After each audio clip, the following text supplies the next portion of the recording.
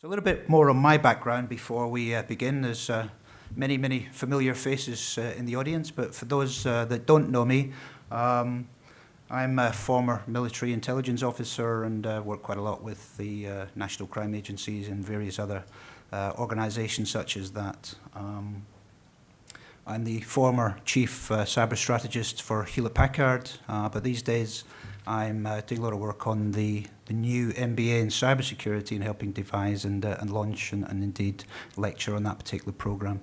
I'll mention a little bit more about that as we go.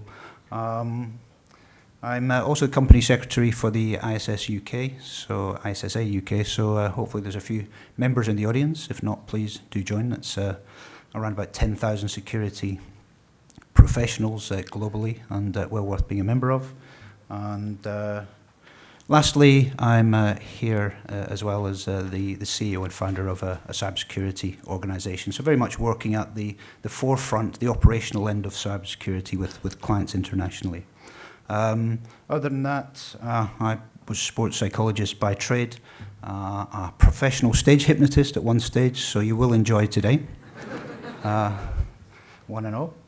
I am a certified CISO, and I do a lot of social engineering attacks and that type of stuff to help organizations better defend themselves against all different types of attack, whether it's physical or cyber. So that's kind of my background for today. I just wanted to start off with a statement, really, which some of you may be familiar with.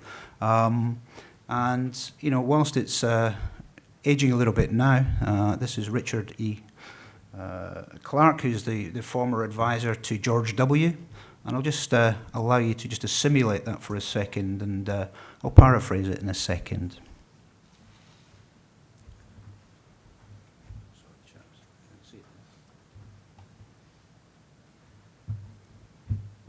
So for me, if I was to paraphrase that, it just really says we all need to be alert that data is being extracted from all sources, all of the time, and under constant threat. So wherever we are, whatever we're doing, it's a key challenge for us all. So something hopefully we're going to be addressing throughout the day.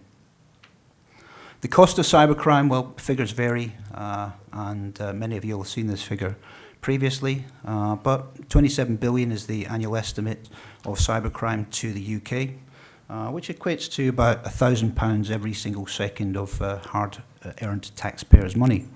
So that equates to a lot of NHS benefits, a lot of education, perhaps, or a lot of infrastructure. So a real challenge to the UK economy.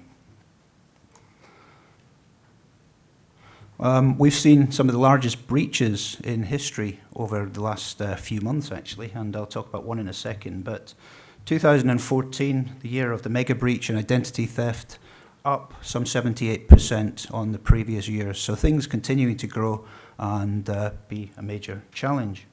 So we saw that it's costing £1,000 every single second, but this is equivalent of some 2,000 records being compromised every 60 seconds around the world. So a major challenge there as well. I did hear a stat that almost every citizen in the US will or has had their personal information compromised at some point. So if that's prevalent in the US, it's more than likely prevalent across Europe as well. 2015, we saw at the start of this year the biggest piece of malware ever, the Carbonac infection, which many of you know is a banking infection, which impacted some, 100 banks across 30 nation states. So some major stuff, allegedly attributed to a Russian crime gang, but very sophisticated malware that was able so far, they reckon, to extract over $1 billion from the system. So crime doesn't pay, right? So between 2014, we've seen the number of successful attacks on businesses rise quite significantly by 144%. So the threat continues to grow. The one stat that sticks out for me on this is the rise of phishing emails, up 233%. So this seems to be one of the weapons of choice. Certainly as a social engineer, it's one of the weapons I like to use in order to compromise organizations and demonstrate how that is done. We know now that personal identifiable information, PII, is more valuable than credit card information, which makes a real statement. So all data across all industries and all organizations at risk. I quite often hear from CEOs who will tell me that they don't have any data that's worth stealing. My reaction is always, well, let's think about that and understand the implications of what you're saying. Dwell time, the time that the bad guys are on our systems, and this is the good news, by the way, folks. It has been 229 days, historically. Now we're down to just 205 days, so well done. We're heading in the right direction, but that's still pretty horrendous, because it's still, what, some 6 months that our systems remain compromised. The equivalent, I guess, of a bad guy sat in your front room at home watching your every move, all your communications and everything you're doing. So not a pleasant place to be, perhaps. On the legislative front and looking at the future here, we know and we're seeing changes in legislation coming in from the European Union where the fines are starting to look much more excessive. So again, this just highlights to me the seriousness of the situation and the job that we in this room have to do moving forward into the future in terms of defending our organizations and our data. So talks of 5% of revenue. How that will be enforced remains to be seen, but it's the start of an intention really certainly to bring about much heavier fines to the industry. We've got one or two former hackers speaking today, which is always good to know. One unfortunately has pulled out. That's the chap from LulzSec. Presumably he's been arrested. But unfortunately he's... sorry? He's fine. There shouts a hacker defending a hacker. Thank you very much. I can tell by the hat. It's a white one, so that's good. Cheers. Thank you for that. It's good to know he's fine. But just an example of a young hacker here. I like to mention Jake Davis, who was at one stage the most wanted person on the planet when he was about 15 years old. Jake hails from a small island not too far from where I come from, West Yell up in the north of Scotland.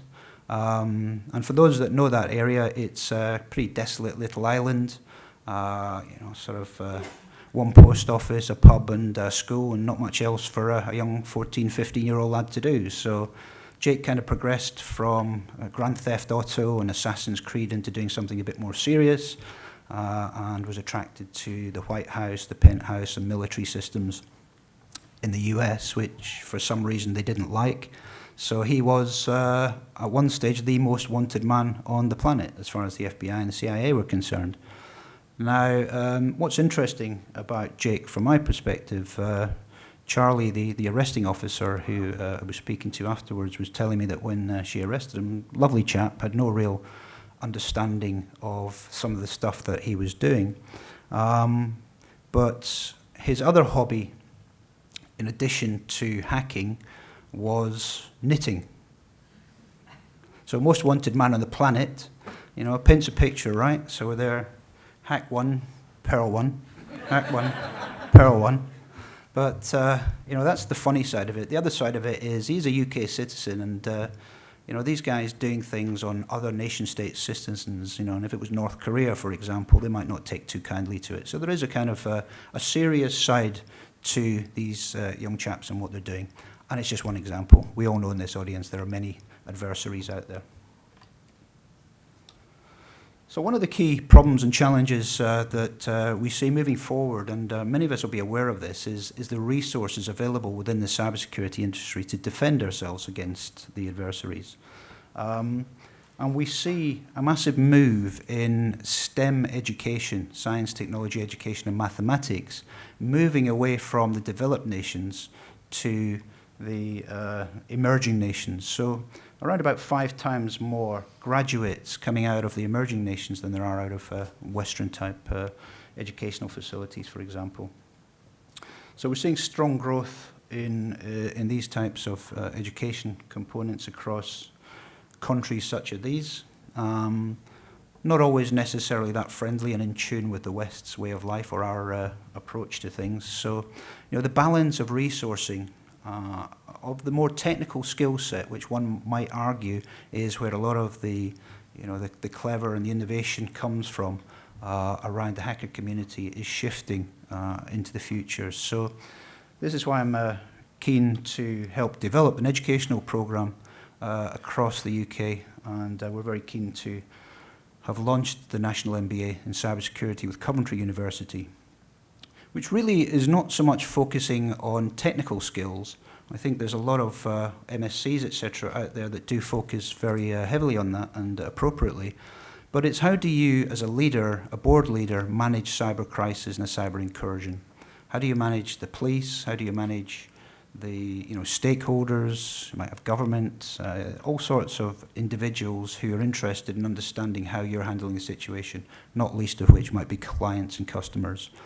So managing through cyber crisis is a large focus of the National MBA. So hopefully something that one or two of you may be interested in taking up. It's underway now.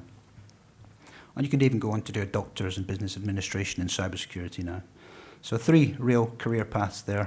One is through the educational approach, one is through a technical stream, and the other is through better understanding at a leadership level and managing cyber crisis moving forward. Just to finish off, really, we do make it easy sometimes for the hackers, and here's just a couple of examples of some of those dull moments. This is French TV. Some of you will be very aware of them. It's TV Monday. And this is on live national French television. As you can see here in the background, this journalist being interviewed. We have credentials on the back wall. And in this instance, it's the password for YouTube, which roughly translates as the password for YouTube was the actual password. So I'm just wondering what their Twitter account might be, what their internal systems might be, and I wonder if I could guess. Doesn't take too much. Another example, this one, global television this time, the Football World Cup. And down here we have the password for the Wi-Fi network there, which just happened to be Brazil 2014. Where is it next year? I might try and hazard a guess, right? Doesn't take an IQ of 150 to do this. And finally, a bit closer to home, emergency planning systems. Here we have username, emergency planning, password, winter 14. Where are we now? Winter 15. Again, another good example of making it very easy. And of course, we put these things up on national TV and it spreads around the hacker community in seconds, right? And they're onto these things. So, we do make it easy sometimes. So, crime I mentioned earlier in the UK, about 27 billion a year. Nationally, or globally rather, the economic cost of cybercrime is estimated to be more than 400 billion. So a real major challenge for us all. And of course, heads are starting to roll. The old favourite, Sony, Amy Pascal, resigned after the incidents there. And the estimated costs of them putting things right in excess of $15 million. So not cheap. These are some of the statements that Michael Linton, the CEO of Sony, had made through that whole process. And again, perhaps highlighting the need for some executive education in this area. How do you handle an incursion in a more effective and efficient way? So, time to start learning from the mistakes of others, and I think today will be extremely useful in terms of looking at some of the solutions towards identifying how we better operate in the future. And one major one that you'll be aware of perhaps recently, of a CEO losing the battle, Greg Steinhafel from Target. He was fired after 35 years with the company for, I quote, his handling of a disastrous cyber breach. So hopefully a key message that many executives out there, for those that you are looking for budget to do more and more efficiently, will start to take on board. So that's really it for me. Those are my contact details for anybody that wants to get in touch. Many of you I've met before, but I look forward to meeting more of you as we move forward. So.